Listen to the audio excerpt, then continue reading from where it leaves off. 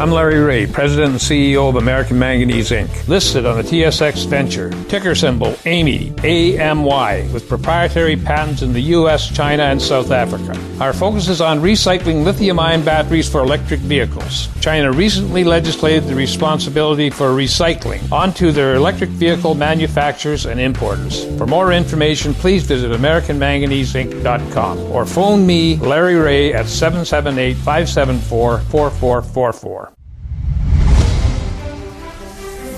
Welcome to the Goddard Report. Comments made on the Goddard Report and TalkDigitalNetwork.com are an expression of opinion only. Here is Jim Goddard.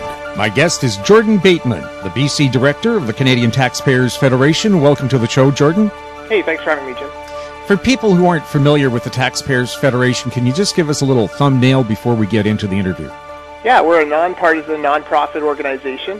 We're dedicated to just three things: lower taxes, less waste, and more government accountability. So that frames all of the advocacy and research work we do. And there's people like me all across the country. Virtually every province now, including Quebec, has a taxpayer rep. And we're out there fighting the good fight, trying to save some folks some money. Do you still give out that annual award to the most wasteful politician? Yeah, we still have our Teddy Waste Awards. It's kind of like our Super Bowl. Everything revolves around that. We build up to it all year, and then it's our big day. March in Ottawa every year. And yes, Porky, the waste-hating pig, he's always there, making sure that the proper people are embarrassed for the way they treat our taxpayer dollars. Right. I've always felt if you have to throw those dollars around, there should be some kind of personal responsibility. I thought BC cabinet ministers, if they don't meet their budget, have to have 15% of their salary clawed back. Is that a good idea? Yeah, I think it is. It's something we've actually tried to promote across the country, although shockingly no other premier or cabinet has taken us up on that offer. But, if the budget was in deficit, BC cabinet ministers were docked 5% of their pay. And if they didn't meet their internal ministry goals, they were docked another 5%. And, there are actual years on record where cabinet ministers got paid less than their full salary in British Columbia because they didn't make those targets. However, I would hate to be the minister in charge of forest fire fighting. Yeah, well, I think there is actually a stipulation. Like, if there's like real emergencies, you get a little bit of a break on that. But look, part of forest fires, or part of running a province like British Columbia, is making sure you have adequate money budgeted for forest fires, money in the surplus to spend on that. So if they're not prepared, they really have no one to blame but themselves.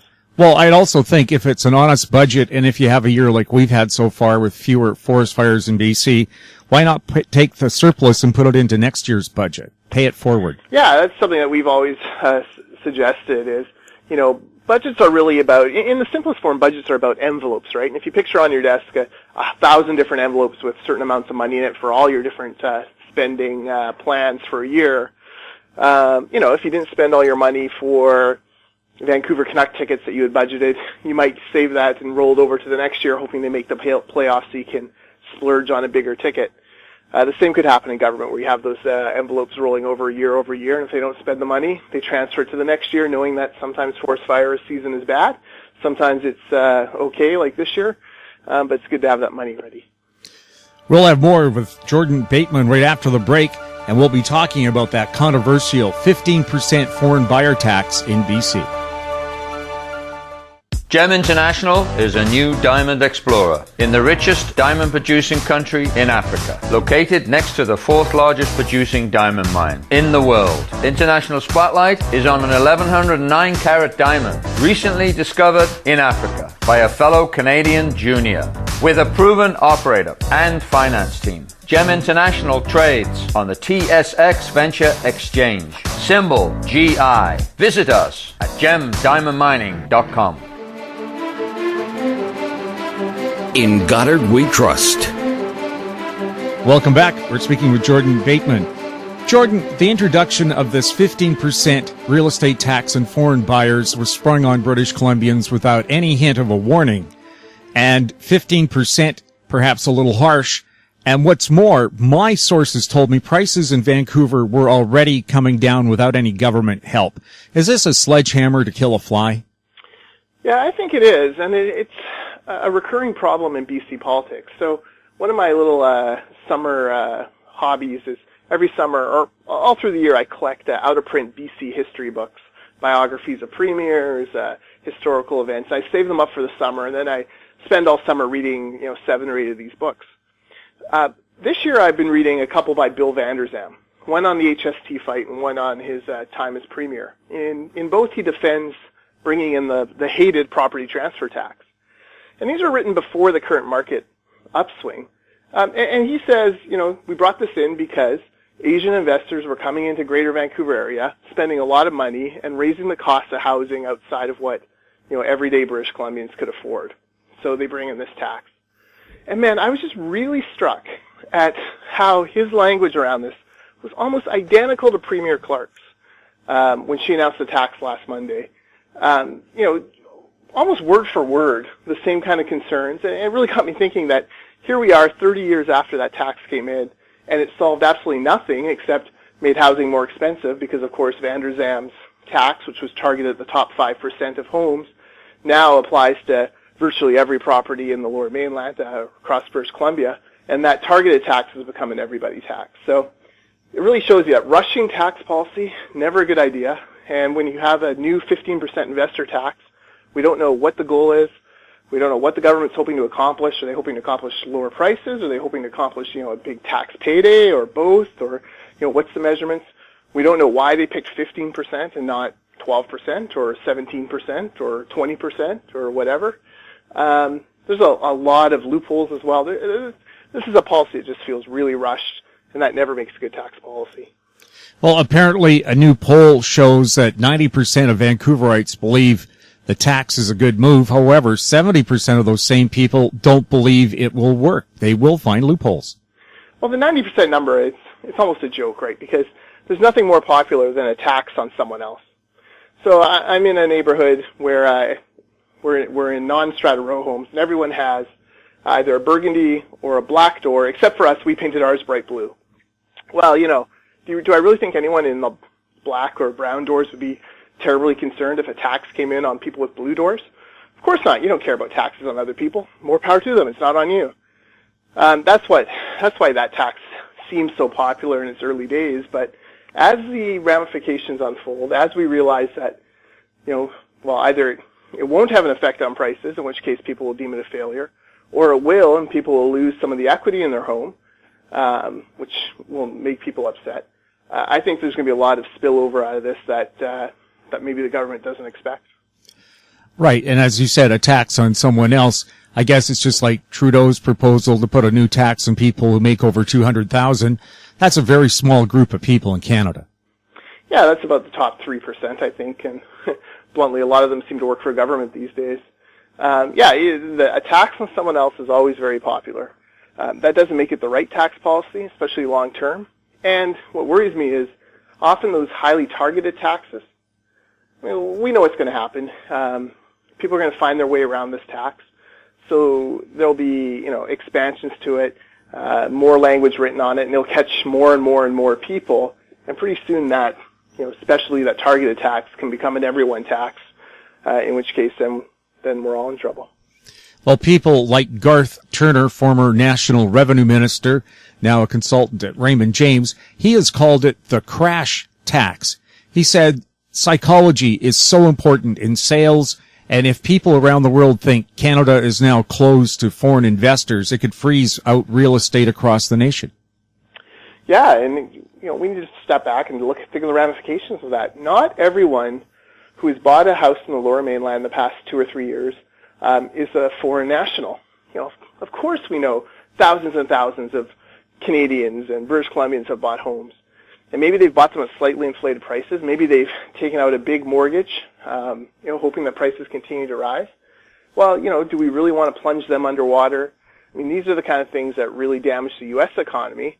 And here in British Columbia, we've seen, more and more reliance on real estate as a major driver of our economy. This could be a very scary time, and people like Garth Turner are right to raise alarm bells. Right, and Canadian real estate is the third biggest sector of our economy right now. Yeah, Yeah, and at a time where oil and gas prices are slumping, which had been a big driver of our national economy for a long time, we need to really stop and ask ourselves, should we be damaging any other industry? Now, we understand the affordability concerns.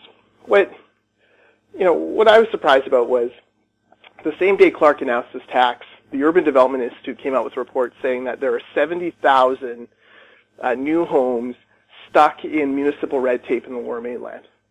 And to put that into context, about 20,000 homes a year get built in the Lower Mainland.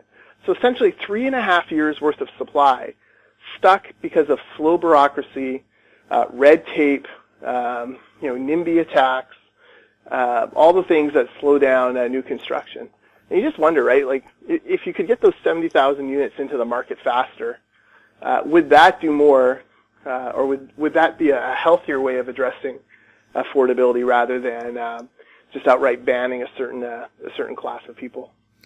The Premier said the reason they brought the tax in so fast without any prior consultation was that their research showed them it was best to bring in a tax quickly.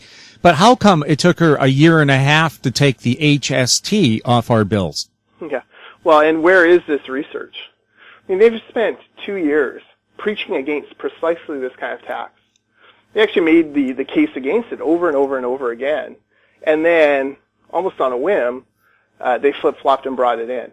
Now, the comparison to the HST is pretty strong in that, Hansen and Campbell bring in the HST without consultation, with no social license, and, the whole thing touches off, 5 to 7 years of major problems in BC politics. Here we have a tax where they actually argued against it, they bring it in, and now we're just expected to live with it.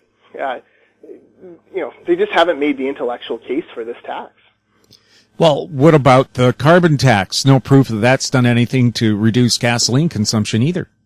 No, exactly. And the carbon tax, people hail it as this wonderful policy, and yet there are those out there who say, oh, it's nowhere near high enough. And you talk to the David Suzuki Foundation, they'll tell you it should be more than tripled in order to achieve the goals set out for it. So, I'm not sure there's a big appetite to pay, another 20 cents a liter on gasoline when we're already paying 50 cents a liter in taxes. But this is what, those folks say. So this is why it's so important to build kind of social license. Don't spring things on people. That was supposed to be the lesson of the HST. We'll never spring another tax policy. We'll talk about it very carefully. These guys talked about it for 2 years, talked against it, and then brought it in anyways. Do you feel that a lot of people have been betrayed by this? Well, I was talking to some people who, had deals that they had to rush, deals that fell through, and not necessarily because they had a foreign buyer on the hook, but because domestic buyers, wanted to wait and see. They wanted to scratch the lottery ticket and see if prices dropped a bit. There are a lot of people who are going to be hurt by this. And what bothers me is the real high-end drivers of, as far as foreign investment goes, are people who come in through what's something called the Quebec Investor Immigrant Program, where essentially, foreign nationals cut an $800,000 check to the Quebec government. Quebec makes money off of that for a few years, and in return they receive landed immigrant status in Canada. Well, they'll be exempt from this tax. And we know that research shows 90% of the people who come in through this Quebec program end up purchasing property in the Lower Mainland. So, if you really wanted to tackle this, you'd go to Quebec and try to hammer out a deal on that. Instead, that kind of influx will still happen. Have governments historically done a lack of research when they slap taxes on? They always think it's going to have an instant effect and it will do exactly what they want. But does history show that's what happens? No, and this one is really scary because none of us have any idea what the Liberals want. Like, I'm still unclear, what is their dream outcome for this? Is it no foreign investment? Is it less foreign investment and a couple $100 million a year in the provincial treasury? Is it the same amount of foreign investment and several billion a year in provincial treasury? Like, what is it they want from this? Is it housing prices to drop 5%, 10%, 20%, 50%? This is the thing. There's no way to gauge what it is government thinks this is going to accomplish, except for one thing, re-election. I'm pretty sure that's a key goal of this tax as far as the government goes. I think I saw a figure they expect the tax will collect $190 million. Is that realistic? Who knows? We've never seen this kind of tax in Canada before.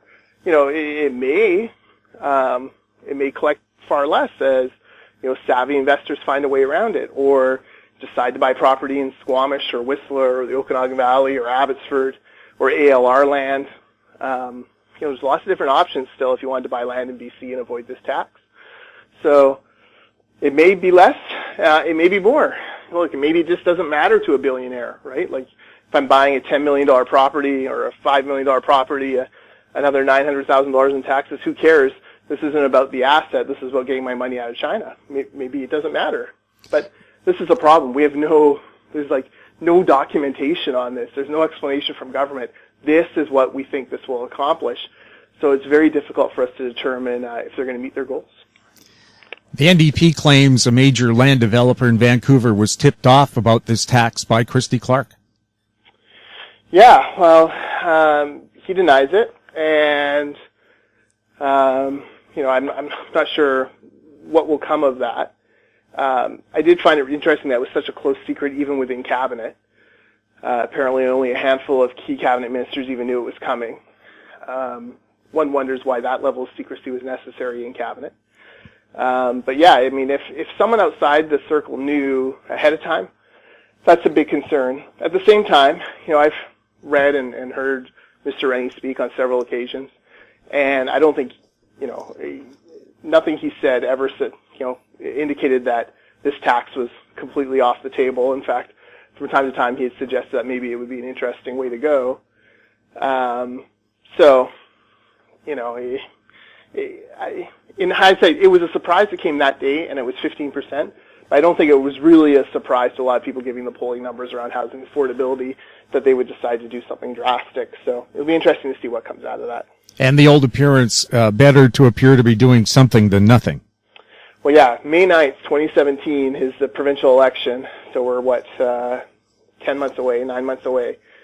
They need to look like they're doing something on the affordability file, because that had moved past education, moved past healthcare, moved past the environment, moved past the economy as far as the number one issue in polling.